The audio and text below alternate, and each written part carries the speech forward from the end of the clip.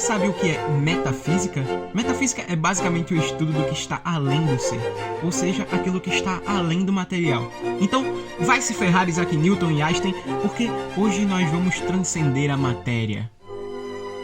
Olá, seres racionais, tudo bom com vocês? Hoje eu irei resumir toda a história da metafísica. Exatamente o que você ouviu, meu caro.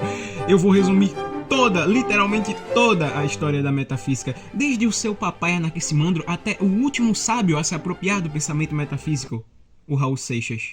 Não, me equivoquei, galerinha, me equivoquei. Com certeza não foi o Raul Seixas, não, eu me equivoquei. Com certeza foi o Epifania com seus vídeos ruins.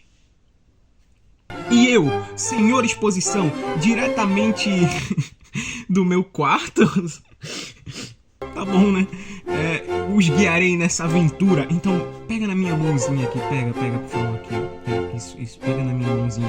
Isso, segura na minha mãozinha e vamos na nossa aventura, que ela vai começar naquele lugar obscuro, assustador, onde criaram a democracia, um lugar tão estranho que só perde pra merda do Brasil.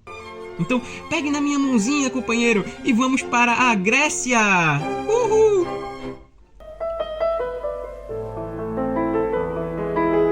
Conhecer um carinha chamado Anaximandro, que era discípulo de outro carinha chamado Tales de Mileto, ou para os mais íntimos, só Tales. Só Tales.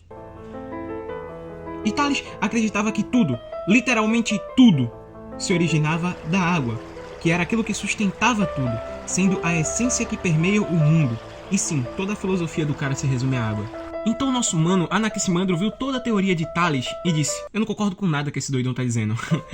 Primeiro, que para Anaximandro, a água nunca poderia ser um princípio fundamental por trás de todas as coisas, pois essa visão é limitada, visto que a água é algo derivado, ou seja, ela precisa de outro para existir. Então, Anaximandro pensou em algo que não necessite de outro para existir, até que chegou à conclusão do apeiron. E o que é apeiron para Anaximandro? É basicamente algo que é eterno, ilimitado, indeterminado e que deu origem a todas as coisas. E apesar disso parecer muito viajado no nível do monarca, mas comparado aos doidos que diziam que o que gerou as coisas era a terra, a água, o ar, esse cara tinha até que um princípio bem sólido e que tinha uma base muito boa. Mas veja, é nítido que todos os filósofos, principalmente os pré-socráticos, têm esse pensamento mais metafísico. Mas eu pretendo nesse vídeo aqui trazer filósofos que têm um pensamento mais estritamente metafísico. E não filósofos que têm um pensamento metafísico, mas não é um pensamento estritamente metafísico, mas é um pensamento que foca mais em coisas materiais em si.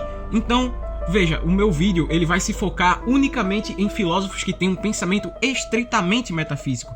Então nós podemos sim considerar que o pai da metafísica foi Anaximandro, pois ele tem um pensamento que é estritamente metafísico. E em meio a esse caos dos pré-socráticos, dizendo que o que gerou todas as coisas foi o fogo, o ar, a água, surge um carinha peculiar, que acreditava em uma coisa deveras interessante. Os números eram a essência do universo. O nome desse cara é Pitágoras. Ou para os mais íntimos, Maloca Pita.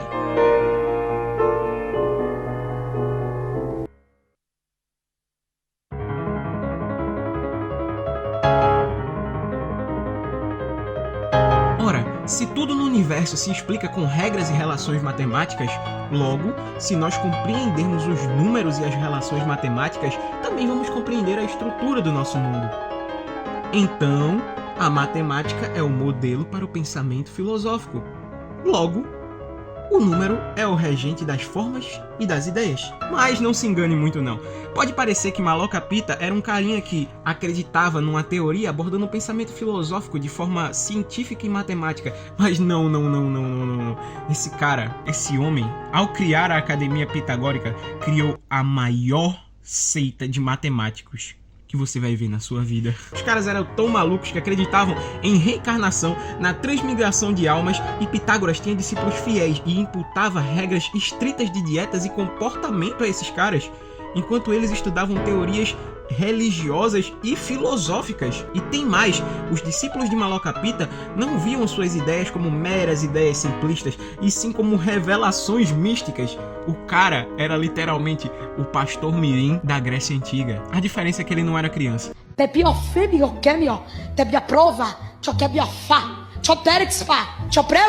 Eu falo na linguagem do país, vocês vão pisar. of the king, the power, the man, the bastard, the king, the fairy, the smart. E enquanto os gregos tentavam explicar o princípio de todas as coisas através dos números, água, apeiron, no Oriente, na Índia mais especificamente, surge um homem.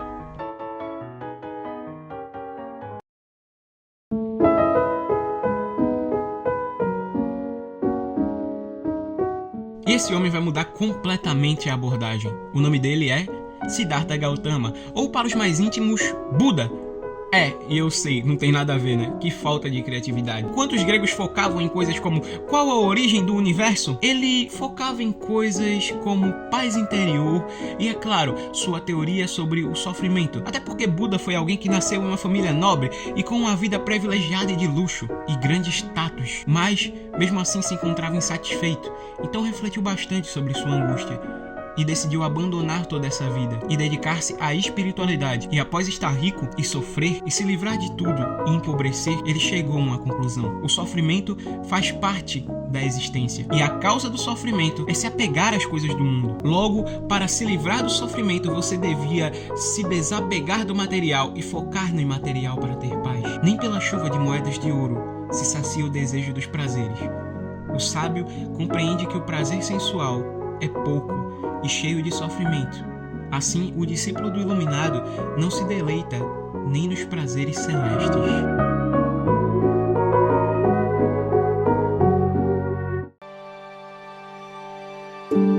Surge agora Confúcio. E enquanto Buda focava no interior, ele focava no exterior, na sociedade, nos rituais e na ordem. O que você sabe, sabe. O que você desconhece, desconhece. Esta é a verdadeira sabedoria. Basicamente, seja sincero e siga a moralidade para viver bem, com você e com o seu semelhante.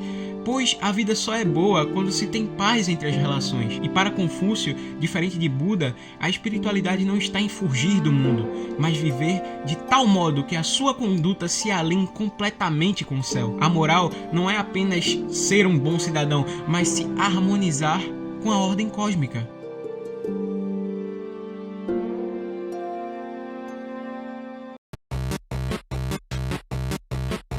Agora vamos voltar para a Grécia, e dois caras estavam basicamente caindo na porrada de ideias, afinal isso é filosofia. Heráclito e Parmênides. Enquanto Heráclito dizia que tudo está em constante transformação, como se nada realmente existisse, mas viesse a existir, e você não deve ter entendido nada, mas eu vou dar um exemplo. Imagine que um cara entrou em um rio e saiu do rio. Depois o cara entrou de novo no rio. Esse carinha olha para Heráclito e diz: "Se liga, Heráclito! Eu entrei 2 vezes nesse rio aqui, pô." E Heráclito vai até ele e dá um tapão na cara dele e diz: "Seu otário, você não pode entrar 2 vezes nesse rio, seu burro!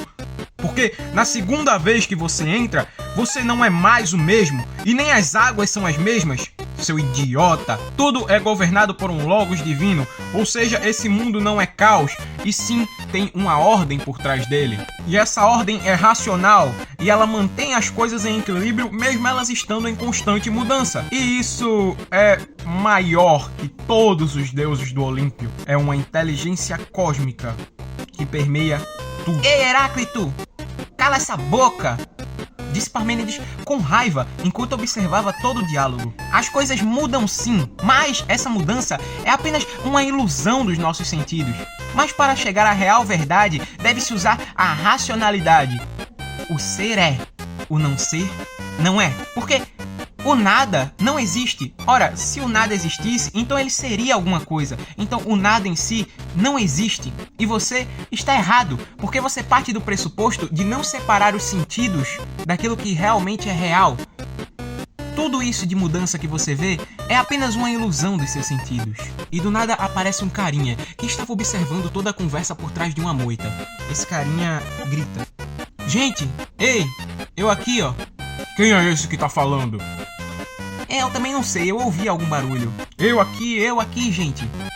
Eu posso dar a minha opinião?" "Ah, não, você não, acabou o vídeo."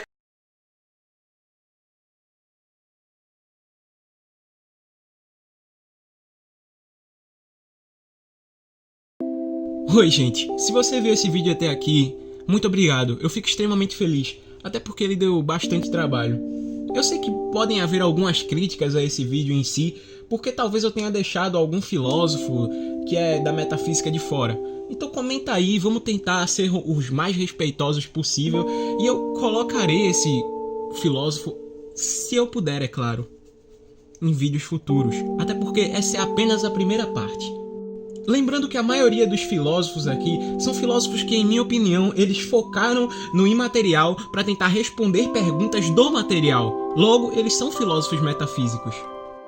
Bom, faz muito tempo que eu não posto um vídeo aqui no canal, e isso se deve a, talvez, algum tipo de procrastinação e, ao mesmo tempo, problemas do dia a dia que me fazem, basicamente, ter uma venda nos meus olhos, que não me faz enxergar aquilo que realmente é o meu sonho e realmente importa pra mim.